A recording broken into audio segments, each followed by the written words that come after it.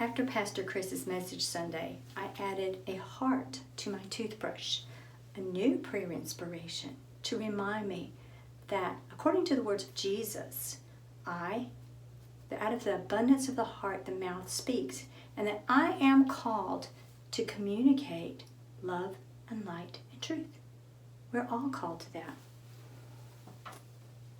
Let's go back to the scripture. 1 Peter 3. It says, finally, all of you, not some of you, all of you, be of one mind, having compassion for one another, love as brothers, not Cain and Abel, but brothers, children of God in Christ Jesus. Be tender-hearted, be courteous, not returning evil for evil or reviling for reviling, but on the contrary, blessing. When someone speaks evil at you or of you, return blessing, knowing that you were called to this. That's what makes us different. And it's so that you may inherit a blessing. He who would love life and see good days, let him refrain his tongue from evil and his lips from speaking deceit. And that means we have to run from gossip. Anytime somebody speaks something, we have to run from that temptation to repeat it or speak something that we're aware of. Because if we can't be trusted with the secrets of humans, our brothers and sisters, then God will not entrust us with his secrets. And that's one thing I want. I desperately desire to know the secrets of God. And it says in the scripture that he shares his secrets with his friends. Back to 1 Peter, it says, let him turn away from evil and do good. Let him seek peace and pursue it.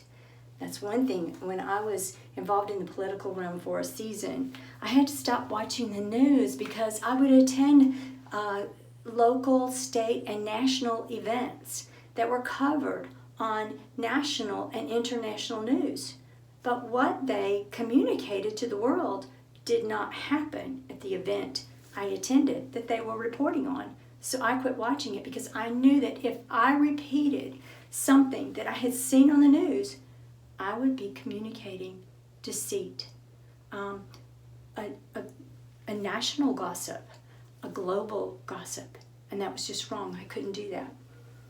Because the Bible says, for the eyes of the Lord are on the righteous, and his ears are open to their prayers. But the face of the Lord is against those who do evil, which would mean those who speak evil as well. I have a family, and I have relationships that are very, very important to me. So I want God to hear. I want him to give ear to my prayers. That doesn't happen if I'm using my mouth to curse and accuse and abuse other people. Before God will hear and respond to my prayer, I would then have to repent. So it's better just to, when we're brushing our teeth, go ahead and pray and ask God to clean away anything in our hearts that we might recklessly communicate to someone that might wound or hurt them. That we bring love and light and truth and peace. That our words bring healing and help and hope to a world so dark and desperate. That's important. Let's be peacemakers with our mouths, with our hearts, with our lives. Let's do this.